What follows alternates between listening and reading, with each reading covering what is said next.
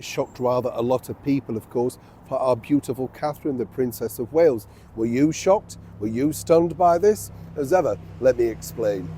Morning, lovely to see you today, and a bit of sunshine for a rare moment. Yes, apparently we've got full sunshine tomorrow.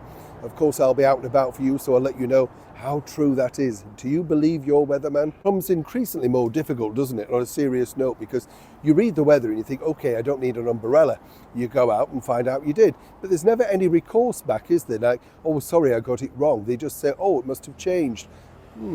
I'll just leave it there. I'm not quite sure. I preferred the way they used to do the weather in the old days, years ago, back on Yorkshire television. They had a wonderful man that literally forecast the weather through what he found in the woods, what the birds were doing, stuff like that. He was far more accurate. And when you think about it now, with all the technology, we're never really sure, are we, what it's going to be like when we're out. Stormy weather, though, with this particular story about Catherine, the Princess of Wales, and this particular portrait amongst many, which is now going to be gracing the July edition of Tatler magazine. Now, they got their result, didn't they? Because Tatler magazine is literally bombing in the sales. I mean, they all are. Vogue, Tatler, Harper's Bazaar. Nobody wants to buy these very expensive glossy magazines that are simply filled with ads. And this is now the problem. So by getting a controversial artist to paint a controversial portrait, gets people talking about it. Has it resulted in pre-sales? Not really. But here's where it gets even more complicated, because Tatler were hoping, of course, that by sending a copy over to Kensington Palace, well, you know, she may respond. And then they had their publicity. Apparently, Catherine has not seen the portrait, and Catherine will not be responding back to this, the Princess of Wales. You can understand she's got bigger things on her mind, 3 children, and let's be honest, this portrait looks nothing like her. Now, I'm not knocking the artist, it's her vision, if you were, but really, why put something out that you know is going to anger people, particularly at this indelicate time? It's a little bit like this headline news as well, which I saw the other day, and I wanted to share this with you. It's all about how apparently Catherine's friends have been speaking to the media about what's going on behind the scenes at Kensington Palace. The true story is this: they know nothing.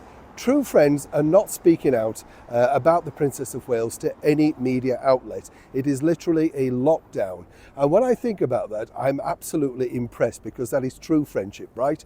You don't want people spilling your beans, but people like this putting these headlines up, which of course they allege to be true, well, that's their prerogative. But when you click on it, you find absolutely nothing that you knew at the start of the headline. You get the picture. But back finally to this portrait. Did you like it? Were you stunned? And do you agree that perhaps this is one best left on the shelf? As for Tatler, they were hoping that, as I say, this would spring into sales. But without the backing of the Princess of Wales, even thanking the artist, well, now they have a problem. A very expensive one, I've been told, at that too. Once again, it seems that the people, the wokerati, should we say, that look after the marketing of these things, simply do not read the room. And the British public right now only want to see a beautiful and healthy Catherine, whether it be an old picture or one that perhaps in a few recent months. Whichever way you look at it, this is not the right look, and certainly not the right mood over here right now for our wonderful Princess of Wales. Neil Sean in the very heart of London.